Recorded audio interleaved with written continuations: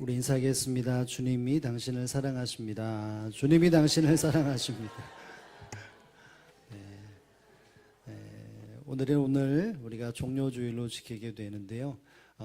이 종료주일은 예수님의 그 뜨거운 사랑을 마음에 담는 시간이라고 볼 수 있습니다. 바로 십자가의 능력으로 부활도 정말 중요하지만 그러나 그 영광은 바로 고난을 통해서 이루어진다는 것을 기억하면서 오늘도 주님의 은혜 앞에 사랑 앞에 반응되어지는 이 복된 예배가 되기를 주님의 이름으로 축복을 드립니다. 오늘 본문을 통해서 이와 같은 제목으로 은혜 나누기 원합니다. 우리 제목을 함께 읽어보겠습니다. 시작. 고난의 신앙. 아마도 우리의 삶 속에서 내가 고난을 일부러 선택하는 사람은 아무도 없을 것입니다. 선택하라고 말한다면 평탄한 길, 안정된 길, 문제가 없는 그 길을 선택하는 것이 아마 사람들의 하나 같은 마음일 것입니다. 그럼에도 불구하고 고난은 모든 사람들에게 닥치는 삶의 모습이라고 말할 수 있습니다. 즉 고난은 특별한 사람에게만 다가오는 것이 아니라 모든 사람들에게 다가온다라고 말할 수 있습니다. 지금까지 우리가 평생을 살았어도 그 모습 속에 고난이 없는 한 해 한 해가 없었을 것입니다. 앞으로도 고난이라고 하는 이와 같은 삶의 모습은 여전히 계속해서 우리의 가정과 또 범사에 불어닥칠 일들이 참 많이 있을 것입니다. 모든 사람들이 고난을 당하는 이 환경 속에서 중요한 것이 있다면 그 고난 자체보다는 고난을 어떻게 받아들였느냐라고 하는 것이 가장 중요한 핵심적인 문제라고 말할 수 있습니다. 어떤 누군가에게는 이 고난이 삶이 무너지는 고난일 수도 있지만 어떤 누군가에게는 이 고난이 새롭게 시작되어지는 또 믿음으로 서게 되어지고 성숙과 성장을 이루어지는 고난의 시간이라고 말할 수 있을 것입니다. 여러분 그렇다면 하나님은 하나님의 사람들이 고난을 허용하실 때 그 고난은 무너지는 삶을 계획하셨겠습니까? 아니면 새로운 희망과 소망으로 가득 차기 위한 계획으로 고난을 주시겠습니까? 새로운 삶의 희망과 소망을 주시기 위해 고난을 주시는 하나님의 섭리와 계획이 곧 고난에 있다는 것을 알 수 있어야 합니다.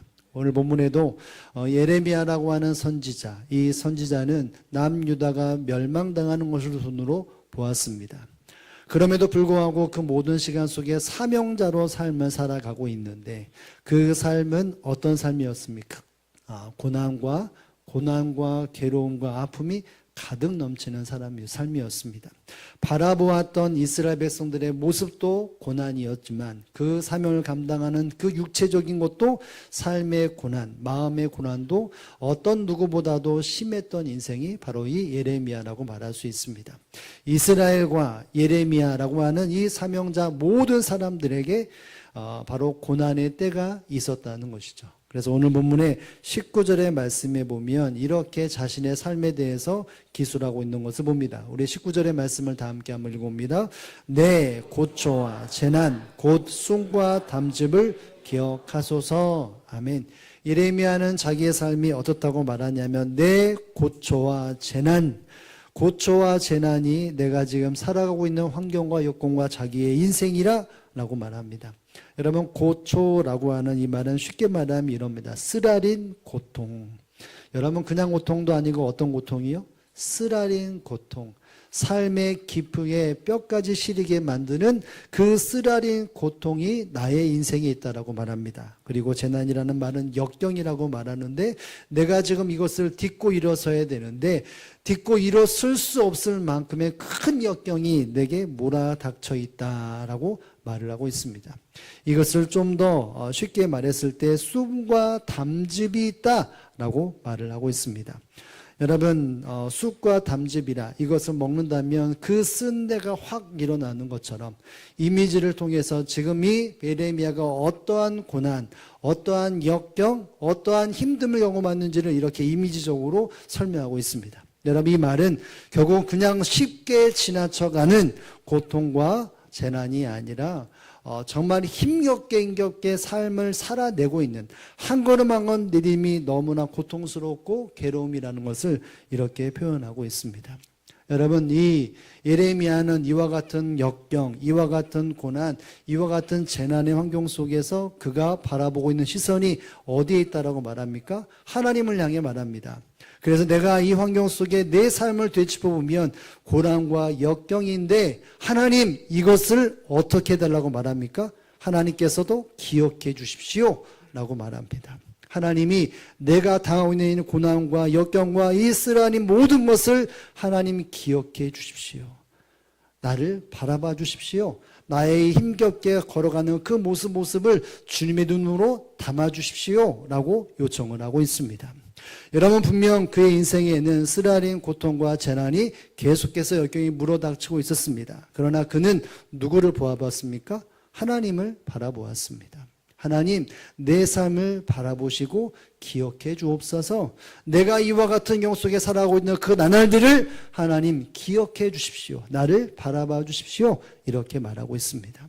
믿음과 신앙의 모습 속에서 고난 가운데 신앙이 무엇인지를 잠시 보여주고 있습니다. 여러분, 그럼에도 불구하고 이 다음 구절 21절에 보면 어떻게 말하고 있는지를 20절의 말씀에 보면 바로 예레미야가 고난 가운데 어떠한 심정인지를 이렇게 설명하고 있는데요. 20절의 말씀을 다 함께 읽어봅니다. 내 마음이 그것을 기억하고 내가 낙심되오나. 아멘. 여러분, 이것은 예레미야의 솔직한 고백이겠죠. 쓰라린 고통과 그 역경, 재난을 내가 기억하고 되새겨 볼 때에 그 마음이 어떻게 된다고 말합니까? 낙심된다라고 말합니다. 마음이 땅에 떨어진다는 것이죠. 고개가 땅에 떨궈진다는 것입니다. 절대로 고개를 들을 수 없을 만큼의 절망이며 괴로움이며 아픔이라는 것을 이와 같이 말하고 있습니다. 여러분, 고난, 쓰라린 고통, 재난, 역경을 마주할 때 일반적인 사람은 바로 이렇게 대처합니다. 고개를 떨굽니다. 낙심합니다. 괴로움이 엄습합니다. 소망이 없는 것처럼 고개를 떨굴 수밖에 없습니다. 예레미야도 하나님이 허락하신 이 시간 속에 고난, 쓰라린 고통과 재난과 이 역경을 당할 때 이와 같이 자기의 마음이 낙심될 수밖에 없었다는 것을 말하고 있습니다.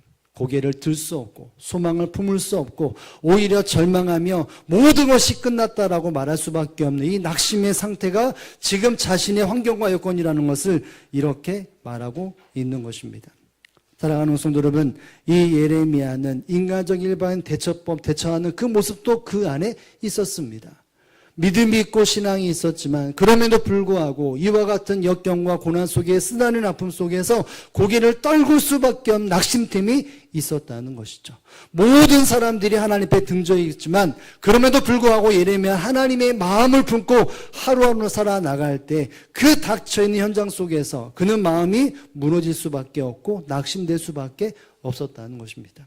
그런데 이 마지막 부분에 보면 그러나 되오나 라고 말하면서 그 다음에 이 사람이 이 예레미야가 말하고자 하는 바가 무엇인지를 말하고 있는데요. 우리 21절의 말씀도 함께 읽어봅니다. 시작. 이것을 내가 내 마음에 담아두었더니 그것이 오히려 나의 소망이 되었사옴은. 아멘. 여러분, 쓰라린 고통과 재난을 이 앞부분에 보면 이것을 내 마음에 어떻게 했다고 말합니까? 마음에 담아두었다는 것이죠. 이 환경 속의 고통, 사람들이 나에게 해야 하는 수많은 아픔과 제한됨과 고통에 대하여서 내 마음에 담아두었다라고 말합니다. 여러분, 이것은 내가 그것을 기억할 때 내 마음에 담아두었다, 내 안에 쓴뿌리가 되었다라고 말하는 것이 아닙니다. 그것을 내 마음속에 담아두었다라고 하니 이 말은 쓴뿌리가 생각나는 만큼의 이야기가 아니라 마음을 다시 돌이켜 생각했다라고 하는 의미입니다. 이 쓰라린 고통 그리고 재난, 역경이 내 마음속에 담아두었을 때에 이 담는다는 표현이 결국은 그의 시선이 다시 되돌키는 마음에 담아둠이었다는 것입니다. 이 고통과 아픔이 그것에 집중되는 것이 아니라 그것을 통해서 무엇인가 시선이 다시 되돌아갔다는 것이죠. 처음에는 낙심이 되었습니다. 이 문제와 환경과 자기의 이 쓰라린 마음을 바라볼 때 낙심되었습니다. 그러나 그것을 내 마음속에 담아두면서 그 시선을 다른 곳으로 두고 생각했더니 이 낙심이 어땠다고 말합니까? 뒷부분에 보면 그것이 오히려 나의 무엇이 되었다고 말합니까? 소망이 되었다라고 말합니다. 여러분, 예레미야는 그 환경 속에 마음이 낙심되는 시선도 있었습니다. 그러나 그것을 마음에 심어두고 심어주었더니 어느 순간 그 마음이 다시 되돌이켜 자신의 시선이 누군가로 하여금 누군가를 향하여서 그 시선이 되돌아졌다는 것입니다. 돌아섰다는 것입니다. 그랬더니 그 낙심이 소망으로 바뀌었다라고 말하고 있습니다. 여러분, 이 예레미야는 절망 가운데, 쓰라린 고통 가운데, 허덕이는 일상 속에서 그 시선이 누구에게 있었냐면 처음은 자신과 환경에 있었습니다. 그러니까 낙심됐겠죠. 그런데 그것을 마음에 새기면서 시선을 바꾸었더니 하나님 이것을 기억하옵소서 라고 했던 그 마음을 다시 한번 표현합니다. 하나님을 내가 바라보았더니 고통과 쓰라린 아픔들과 또 재난 속에서 그것들을 내가 기억하며 하나님을 바라보게 하는 시선과 마음이 생겼더니 나에게 소망이 충만하게 되었다는 것이죠. 여러분, 이 예레미야는 마음속에 아픔을 담아두었습니다. 괴로움을 담아두었습니다. 그러나 그 담음을 통하여서 그것을 바라봄이 아니라 그 안에 담겨있는 하나님의 계획과 뜻을 바라보았다는 것이죠. 그랬더니 그 안에 소망이 가득 넘쳤다는 것입니다. 여러분, 도대체 이 예레미야가 그 마음속에 고통과 재난 속에서 그것을 담아두면서 그 시선을 하나님께 어떻게 바라보았기 때문에 소망이 넘쳤다고 말하겠습니까? 22절에 보면 이렇게 말하죠. 22절 말씀을 다 함께 읽어봅니다. 여호와의 인자와 긍휼이 무궁하심으로 우리가 진멸되지 아니함이니이다. 아멘. 여러분, 표면적으로 말씀하고 있는 내용을 본다면 예레미야나 수많은 남유다 백성들은 우리가 진멸될 수밖에 없는 상황입니다. 쓰라린 고통과 역경과 재난, 내가 내 능력으로 지혜로 우리의 힘으로 해결할 수 없는 그 고난과 역경, 쓰라린 고통 속에서 우리는 우리의 인생은 우리의 사명과 우리의 모든 발걸음은 분명 진멸될 수밖에 없는 그 길로 향해 가고 있는 것이 사실입니다.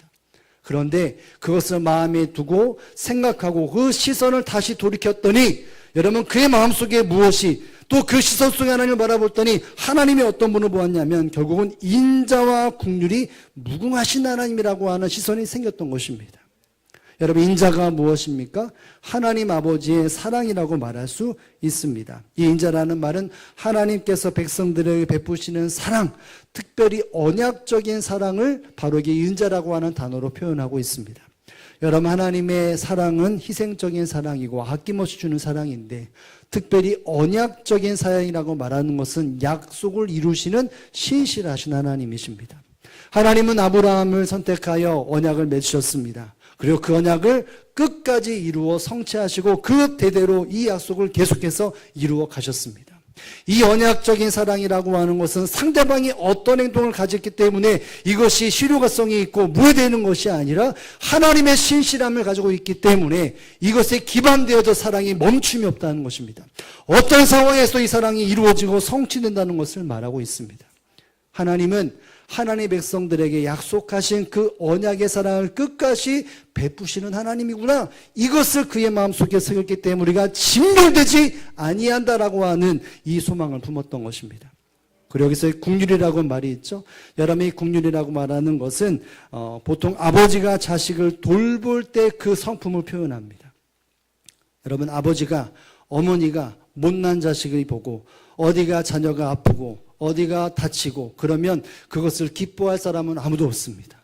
긍휼한 마음을 가지고 그 자녀를 돌보고 그 자녀를 지키는 것이 바로 부모의 마음입니다. 바로 여기서 말하는 긍휼이 바로 그와 같은 긍휼이죠.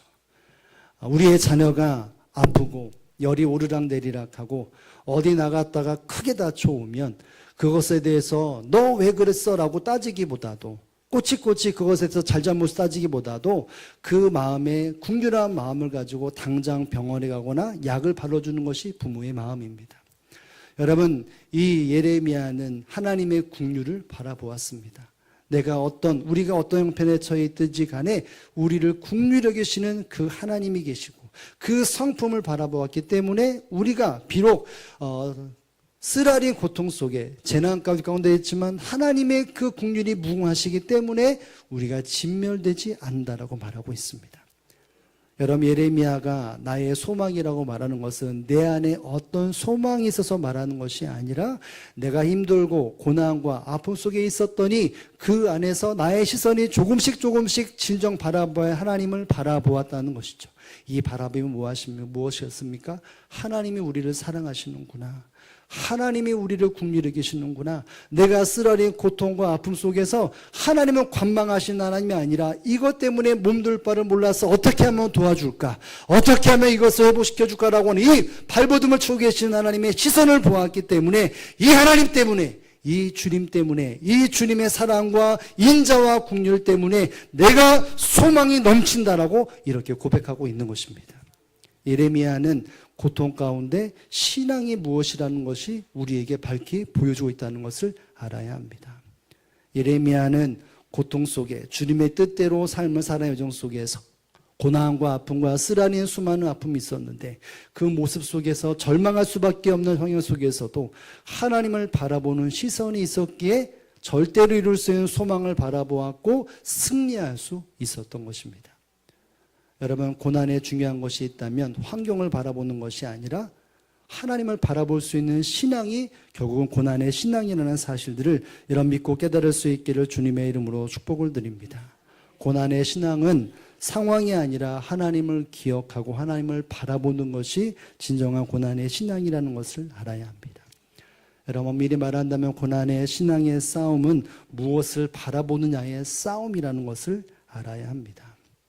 어떤 환경에서 내가 이 싸움을 이겨야 합니다. 내 환경과 성도들 자신의 그 모습을 바라보는 것, 이것이 어쩌면 자연적인 모습으로 낙심케 되어지는 것이 모든 사람들의 대처법이라면 믿음의 사람들 그 환경 속에 하나님의 사랑과 인자하심을 볼 수 있는 이 싸움에서 이기는 존재가 되어져야 합니다.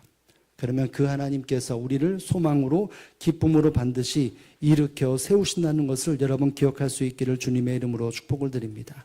하나님은 고난을 통해서 우리를 진멸시키시는 하나님이 절대 아닙니다. 그 일들을 통해서 우리를 소망으로 새로운 삶의 능력으로 경험케 하시는 하나님의 놀라운 섭리와 사랑이 있다는 사실을 여러분 기억할 수 있기를 주님의 이름으로 축복을 드립니다. 여러분, 예수님께서 이 땅에 오셔서 3년이라고 하는 공생의 마지막 부분에 이 고난이라고 하는 시간을 조금씩 가까이 하면서 예수님의 심정이 어떻겠습니까? 오늘 이 예레미야는 낙심케 되었다라고 하는 현실의 이 모습도 있었고, 그러나 소망이 있는 이 모습이 있었는데, 여러분, 예수님도 이 땅에 그 고난을 겪는 삶 속에서 어떠한 마음으로 그 십자가에 조금씩 가까이 가는 삶의 모습을 품고 그것을 살아내셨겠습니까? 여러분, 감람산 겟세마네 동산에서 예수님은 그 십자가의 바로 코앞에 있는 시간 속에서 하나님 앞에 기도하지 않습니까? 여러분, 뭐라 기도하셨습니까? 여러분, 마가복음 16장 36절에 보면 이렇게 예수님이 기도로 하나님 앞에 간구하는 모습을 보여주었는데요. 함께 한번 읽어보겠습니다. 시작. 이르시되 아빠 아버지여, 아버지께서는 모든 것이 가능하오니 이 잔을 내게서 옮기시옵소서. 그러나 나의 원대로 마옵시고 아버지의 원대로 하옵소서 하시고. 아멘. 여러분, 예수님께서 그 골고다의 그 겟세마네 동산에서 기도하시는 내용들을 본다면 앞부분은 분명히 이렇게 말합니다. 모든 것이 아버지께서는 가능하오시니 이 잔을 내게서 어떻게 달라고요? 옮기시옵소서. 여러분, 예수님은 이 땅에 하나님의 뜻을 가지고 오셨음에도 불구하고 이 죽음이라고 하는 십자가의 고통이라고 하는 이 아픔을 되새겨 볼 때 아버지요, 아버지는 원하는 대로 하실 수 있는데 이 잔을 내게서 옮기시옵소서 이렇게 고백하셨습니다. 여러분, 어쩌면 이것이 예수님이 가지고 있는 어쩌면 인간적인 모습일 수도 있고 또 그 마음속에 내면적인 소리가 있을 소리라고 말할 수 있습니다. 오늘 본문과 비교본다면 낙심이 되었다라고 하는 현실에 대한 부분을 이야기를 고백하고 있는 것이죠. 이 잔을 내게 옮기시옵소서. 이 고난과 이 죽음과 이 십자가를 내게서 지나가게 하소서. 없어지게 하옵소서. 하나님은 분명히 이것을 이루실 수 있는 분이 아니십니까? 라고 하면서 마음이 낙심케 되어지는 환경이라는 것을 이렇게 고백하고 있습니다. 예수님도 이와 같은 환경 속에 똑같이 바로 삶을 사시는 분이라고 말하고 있습니다. 마음이 무너지셨습니다. 마음이 낙심이 떨어지셨습니다. 그만큼 고난과 그만큼 쓰라린 고통이고 죽음이라고 하는 것이 눌러라 할 수 있는 그 걸음이 아니었다는 것이죠. 여러분, 그러나 내가 이렇게 주님 이 잔을 내게 옮기시옵소서 라고 숨을 한번 내쉬고 난 이후에 예수님 뭐라고 있습니까? 그러나 나의 원대로 마옵시고 아버지의 원대로 하옵소서. 여러분, 마음이 낙심케 되어지는 그 상황 속에서 예수님은 자기 자신도 보았지만, 환경이었지만 누구를 보았습니까? 아버지 하나님을 보았습니다. 나의 원대로 마옵시고 아버지의 원대로 하옵소서. 왜요? 여러분, 하나님 아버지가 이 땅에 사랑하시는 그 모든 사람들에 대한 인자와 긍휼이 무엇인지를 아셨기 때문입니다. 비록 예수님 스스로가 죽음에 이르긴 하지만, 그러나 그 하나님 아버지가 눈물을 머금고 이 일들을 이루어 가시는 것을 예수님은 기억을 했습니다. 그래서 나의 원대로 마옵시고 아버지의 원대로 하옵소서. 하나님을 향한 시선과 하나님의 긍휼과 사랑과 인자하심에 반응되어져서 예수님은 그 고난의 신앙으로 이 부분을 대했다는 것입니다. 여러분, 결국 이 고난을 감내하심을 통해서 큰 소망을 이루지 않으셨습니까? 바로 부활의 소망을 이루어 주셨습니다. 하나님의 사랑의 증거를 나타내시고 이 땅의 모든 사람들이 품어야 할 진정한 소망, 절망 가운데, 죽음 가운데 처해 있는 수많은 사람들에게 바로 산 소망을 심어주시는 그 부활의 은혜를 경험케 하시고 또 이 땅에 보내주셨습니다. 즉, 고난의 신앙이 무엇인지를 예수님 스스로 모든 사람들에게 밝히 본이 되어지는 삶을 사셨다는 것을 우리에게 말해주고 있습니다. 사랑하는 성도 여러분, 예수님은 고난 가운데 누구를 봐야 할지, 고난의 신앙이 무엇인지를 밝히 보여주고 있는 것입니다. 이와 같은 모습을 제자들이 보았고 초대교회 성도들이 보았습니다. 그래서 모진 고난, 쓰라린 고통, 재난 같은 수많은 어려움 속에서 그들은 산소망 되시는 하나님을 바라보았기 때문에 그 하나님이 어떤 분인지, 그 주님이 어떤 분인지를 기억하며 묵묵히 이 고난의 신앙으로서 승리하는 삶을 살았다는 것을 기억해 볼 수 있어야 합니다. 여러분, 베드로 사도는 그래서 베드로서 4장 19절에 보면 이와 같이 말하고 있습니다. 함께 읽어봅니다. 시작.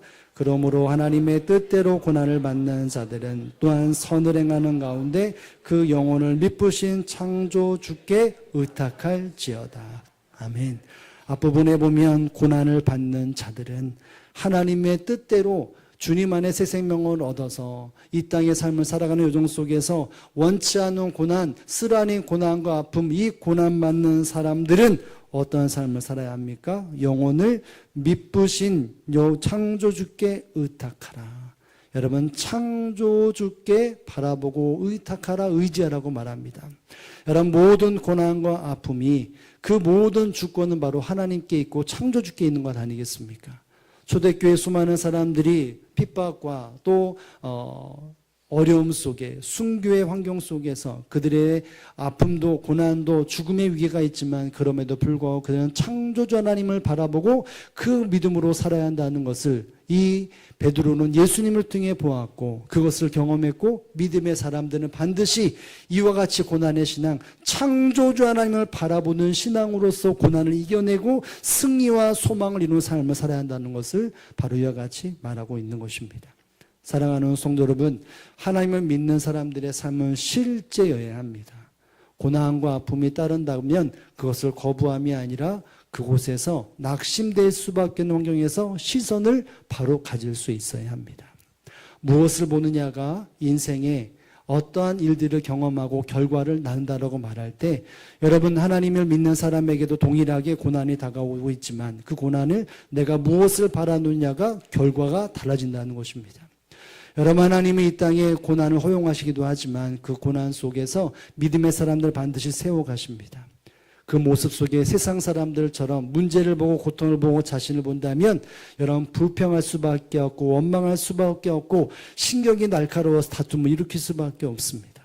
그러나 그 고통을 허락하신 주님을 바라본다면, 주님이 얼마나 나를 사랑하시고 얼마나 나를 긍휼히 계신가 해서 깨닫고 깨달아진다면 여러분, 그것이 소망이 되어서 참 평안함을 누릴 수 있는 은혜가 임한다는 사실을 여러분 믿으실 수 있기를 주님의 이름으로 축복합니다.